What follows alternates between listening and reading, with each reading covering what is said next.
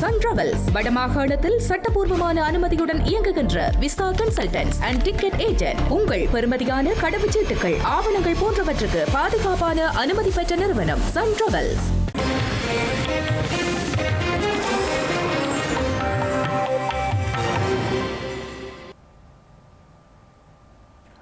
வணக்கம்.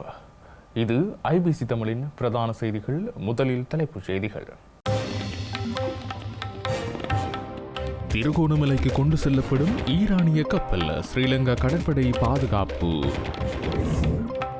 இந்தியா தப்பித்துக் கொண்டது, இலங்கையை சிக்க வைத்துள்ளது. ஈரான் கப்பல் விவகாரம் தொடர்பில் எதிர்க்கட்சி சாடல். வடக்கு இஸ்ரேலில் வாழும் இலங்கையர்களுக்கு அவசர எச்சரிக்கை, பாதுகாப்பாக இருக்குமாறும் தெரிவிப்பு.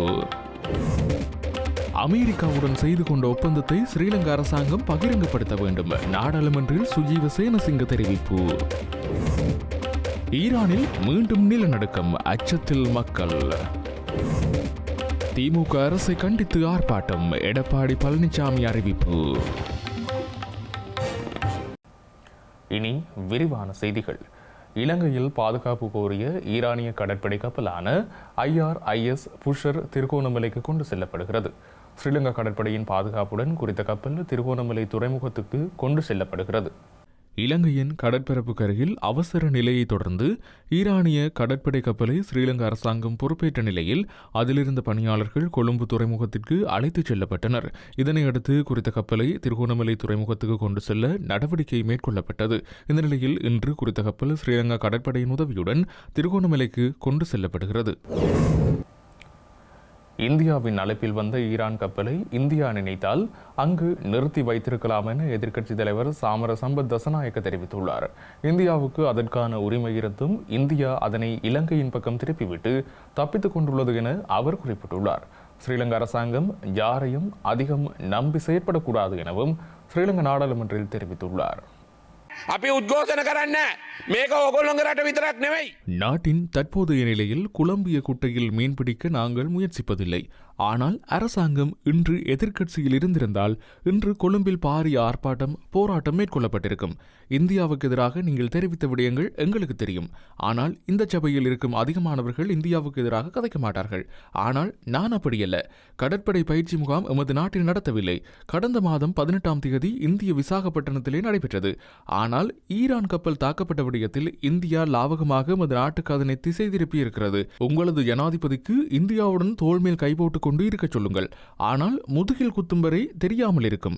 ஈரானின் 2வது கப்பலை இந்தியா எடுப்பதாக நீங்கள் இந்த சபையில் தெரிவித்து வந்தீர்கள்.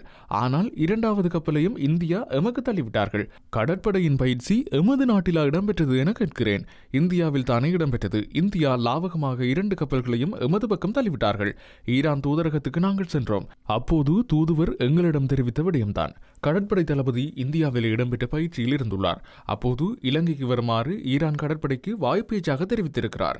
இது தொடர்பாக கடற்படை தளபதி பொறுப்புடனா தெரிவித்தார் என்பது தொடர்பில் விசாரித்து பாதுகாப்பு அமைச்சர் நாடாளுமன்றத்துக்கு தெரிவிக்க வேண்டும். இந்தியா என்பது எம்மை போன்று சிறிய நாடல்ல. உலகில் இருக்கும் பலம் பொருந்திய நாடுகளில் ஒன்று. அப்படியான நாடு இந்த விடயத்தில் மௌனம் காத்து பந்தை எமது பக்கம் எறிந்துவிட்டு தப்பித்துக் கொள்ள பார்க்கிறார்கள். என்றாலும் ஈரானின் 2வது கப்பலை பாதுகாத்தமைக்கு நன்றி தெரிவித்துக் கொள்கிறேன். அமெரிக்காவுடன் கைச்சாத்திட்ட பாதுகாப்பு புரிந்துணர்வு ஒப்பந்தத்தை அரசாங்கம் பகிரங்கப்படுத்த வேண்டும். அமெரிக்காவின் செயற்பாடுகள் இலங்கைக்கும் அச்சுறுத்தலாக அமையும் என ஐக்கிய மக்கள் சக்தியின் பாராளுமன்ற உறுப்பினர் சுஜீவ சேனசிங்க தெரிவித்துள்ளார். ஸ்ரீலங்கா நாடாளுமன்றத்தில் நடைபெற்ற அவசரகால சட்டம் அமுலாக்கம் நீட்டிப்பு தொடர்பான விவாதத்தில் உரையாற்றும் போதே இவ்வாறு குறிப்பிட்டுள்ளார். අපේ ජනතා මිත්‍ර පෙරමුණේ සහ අමාත්‍යතුමා කතා කරා, මන්ත්‍රීවරුත් කතා කරා. ஈரான் கப்பல் விவகாரம் தொடர்பில் எதிர்க்கட்சியின் உறுப்பினர்கள் குறிப்பிட்ட கருத்துக்களை முன்னிலைப்படுத்தி ஆளும் தரப்பினர் குற்றச்சாட்டுகளை முன்வைக்கிறார்கள். எதிர்க்கட்சியின் உறுப்பினர்களின் நிலைப்பாட்டுக்கு ஜனாதிபதி பதிலளிக்க வேண்டிய அவசியம் கிடையாது. இலங்கையை அண்மித்த கடற்பரப்பில் ஈரானிய கப்பல் மீது அமெரிக்கா தாக்கியமை தற்போது பிரதான பேசுபொருளாக காணப்படுகிறது. இந்த கப்பல் மீது தாக்குதல் நடத்தப்பட்ட விவகாரத்தில் இலங்கை மீதும் குற்றம் சாட்டப்படுகிறது. அமெரிக்காவோடு கைச்சாத்திடப்பட்ட ஒப்பந்தத்தில் என்ன உள்ளடக்கப்பட்டுள்ளது என்பதை அரசாங்கத்திடம் பலமுறை கேட்டும் இதுவரையில் அந்த ஒப்பந்தம் பகிரங்கப்படுத்தப்படவில்லை. இலங்கை கடற்பரப்பில் தாக்குதல் நடத்தும் போது இலங்கை அமைதியாக இருக்க வேண்டும், தாக்குதலுக்கு அனுமதி அளிக்க வேண்டும் என்று ஒப்பந்தத்தில் குறிப்பிடப்பட்டுள்ளதா என்று தெரியவில்லை. இஸ்ரேலின் வடக்கு பிராந்தியத்தில் பணிபுரியும் இலங்கையர்களை பாதுகாப்பாக இருக்குமாறு இஸ்ரேலுக்கான இலங்கை தூதரகம் கோரிக்கை விடுத்துள்ளது. இஸ்ரேலின் வடக்கு பிராந்தியத்தை இலக்கு வைத்து ஹிஸ்புல்லா அமைப்பினால் நடத்தப்படும் ஏவுகணை தாக்குதல்கள் அதிகரித்துள்ளன. இந்த நிலையிலேயே இஸ்ரேலுக்கான இலங்கை தூதுவர் நிமல் பண்டார இதனை தெரிவித்துள்ளார். ஹைபா, நகாரியா, ஏக்கர், கலிலி, திபேரியா உள்ளிட்ட வடக்கு பிராந்தியங்களில் வசிக்கும் மக்கள் லெபனான் திசையிலிருந்து வரக்கூடிய தாக்குதல்கள் மற்றும் நாட்டின் பகுதிகளில் சில குழுக்கள் செயல்படுத்தப்படக்கூடிய ஆத்திரமூட்டும் சம்பவங்கள் குறித்தும் அவதானம் செலுத்த வேண்டும் என அவர் குறிப்பிட்டுள்ளார். வடக்கு இஸ்ரேல் பிராந்தியத்தில் 9,000க்கும் மேற்பட்ட இலங்கையர்கள் பணிபுரிந்து வருவதால் அந்நாட்டு பாதுகாப்பு படைகள், அரச ஊடகங்கள் மற்றும் தூதரகம் வழங்கும் அறிவுறுத்தல்களை தொடர்ந்து பின்பற்றுமாறும் அறிவுறுத்தியுள்ளார். திட்டமிட்ட குற்றங்களில் ஈடுபடும் குழுவைச் சேர்ந்த நபர் ஒருவரின் மனைவியின் வீட்டை இலக்கு வைத்து துப்பாக்கிச்சூடு மேற்கொள்ளப்பட்டுள்ளது. இந்த துப்பாக்கிச்சூடு இன்று ஜாயலவில் இடம்பெற்றுள்ளதாக காவல்துறை தெரிவித்துள்ளது. யாயில புனித ஆனா வீதியில் அமைந்துள்ள வீடொன்றின் மீது உந்துருளியில் வந்த இருவர் துப்பாக்கிச்சூடு நடத்திவிட்டு தப்பிச் சென்றுள்ளதாக யாயில காவல்துறையினர் தெரிவித்தனர். குறித்த வீடு திட்டமிட்ட குற்றங்களில் ஈடுபடும் குழுவைச் சேர்ந்தவர் என கருதப்படும் பட்டுவத்தே சாமர் என்ற மனோஜ் சுரங்க லியனகேயின் மனைவிக்கு சொந்தமானது என விசாரணைகளில் தெரிய வந்துள்ளது. உந்துருளிகளில் வந்த இனம் தெரியாத இருவர் வீட்டின் மீது இரு T-56 ரக துப்பாக்கியை பயன்படுத்தி துப்பாக்கிச்சூடு நடத்திவிட்டு அங்கிருந்து உடனடியாக தப்பிச் சென்றுள்ளனர். இதன்போது குறித்த வீட்டின் மீதும் மற்ற 2 வீடுகளின் மீதும் சுமார் 23 தடவைகள் துப்பாக்கிச்சூடு நடத்தப்பட்டுள்ளது. பட்டுவத்தே சாமரவின் மனைவி தற்போது துபாயில் வசித்து வரும் நிலையில் இந்த வீடு கடந்த 2 மாதங்களாக முதியோர் இல்லம் நடத்துவதற்காக மாதம் 1,25,000 ரூபாய் வாடகைக்கு வழங்கப்பட்டுள்ளதாகவும் கூறப்படுகிறது. துப்பாக்கிச்சூடு நடந்த சமயத்தில் அந்த வீட்டில் 9 முதியவர்களும் 4 தாதியர்களும் இருந்துள்ளதாக கூறப்படுகிறது. இந்த துப்பாக்கிச்சூடு சம்பவத்தில் யாருக்கும் எந்த காயங்களும் ஏற்படவில்லை என்று தெரிவித்த காவல்துறையினர் விசாரணைகளை ஆரம்பித்துள்ளனர். இதேவேளை குறித்த வீட்டின் மீது கடந்த ஆண்டும் இதேபோன்ற துப்பாக்கிச்சூடு சம்பவங்கள் இடம்பெற்றுள்ளமை குறிப்பிடத்தக்கது. யாழ்ப்பாணம் காங்கேசந்துறை நாகப்பட்டினம் பயணிகள் படகு சேவை நேற்றைய தினம் மீண்டும் ஆரம்பமாகியுள்ளது. பருவகால மழை மற்றும் பராமரிப்பு பணிகளுக்காக இடைநிறுத்தப்பட்டிருந்த காங்கேசந்துறை நாகப்பட்டினத்துக்கு இடையிலான பயணிகள் படகு சேவையானது நேற்றைய தினம் மீண்டும் ஆரம்பமாகியுள்ளது. தமிழ்நாடு நாகப்பட்டினத்திலிருந்து நேற்றைய தினம் காலை 9:30 மணிக்கு 77 பயணிகளோடு சிவகங்கை பயணிகள் படகானது காங்கேசந்துறை நோக்கி புறப்பட்டது. அது மதியம் 2 மணியளவில் காங்கேசந்துறை துறைமுகத்தை சென்றடைந்துள்ளது. பின்னர் காங்கேசந்துறை துறைமுகத்திலிருந்து 92 பயணிகளோடு 3 மணிக்கு நாகப்பட்டினம் நோக்கி பயணத்தினை ஆரம்பித்தது. கடந்த ஆண்டு அக்டோபர் மாதம் 28ஆம் தேதி பருவகால மழை மற்றும் பராமரிப்பு பணிகளுக்காக இடைநிறுத்தப்பட்டிருந்த சிவகங்கை பயணிகள் படகானது சுமார் 4 மாதங்களின் பின்னர் சேவையினை நேற்றைய தினம் ஆரம்பித்துள்ளமை குறிப்பிடத்தக்கது. யாழ்ப்பாணத்தில் சீனி பானியை தூய தேன் எனவும் கலப்பட நெய்யையும் விற்பனைக்கு வைத்திருந்த விற்பனையாளருக்கு எதிராக பொது சுகாதார பரிசோதகரால் சட்ட நடவடிக்கை எடுக்கப்பட உள்ளது. யாழ்ப்பாணம் வல்வெட்டித்துறை பகுதியில் உள்ள விற்பனை நிலையம் ஒன்றில் பொது சுகாதார பரிசோதகர் திடீர் சோதனை நடவடிக்கையினை மேற்கொண்டுள்ளார். இதன்போது தூய தேனென விற்பனைக்கு வைக்கப்பட்டிருந்த தேன் போத்தல்களுக்குள் சீனி பானியை காணப்பட்டதை கண்டறிந்து 19 போத்தல் சீனி பானி கரைசல்களை கைப்பற்றியுள்ளார். இதேவேளை தூய நெய் என விற்பனைக்கு வைக்கப்பட்டிருந்த 8 போத்தல் நெய் போத்தல்களும் கலப்படம் நிறைந்தது என அவற்றையும் கைப்பற்றியுள்ளார். இந்த நிலையில் விற்பனையாளருக்கு எதிராக நீதிமன்றில் வழக்கு தாக்கல் செய்ய நடவடிக்கை எடுக்கப்பட்டுள்ளது. திமுக அரசை கண்டித்து எதிர்வரும் 13ஆம் தேதி ஆர்ப்பாட்டம் ஒன்று மேற்கொள்ள உள்ளதாக அதிமுக பொதுச் செயலாளர் எடப்பாடி பழனிசாமி தெரிவித்துள்ளார்.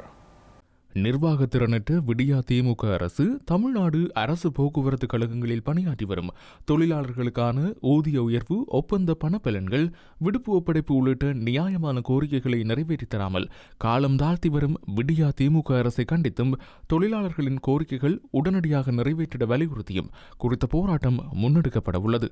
அனைத்து இந்திய அண்ணா திராவிட முன்னேற்ற கழக அண்ணா தொழிற்சங்க பேரவையின் சார்பில் எதிர்வரும் 13ஆம் தேதி பிற்பகல் 3 மணியளவில் சென்னை பல்லவன் இல்லம் முன்பு மாபெரும் கண்டன ஆர்ப்பாட்டம் நடைபெறவுள்ளதாக அதிமுக பொதுச் செயலாளர் எடப்பாடி பழனிசாமி அறிவித்துள்ளார்.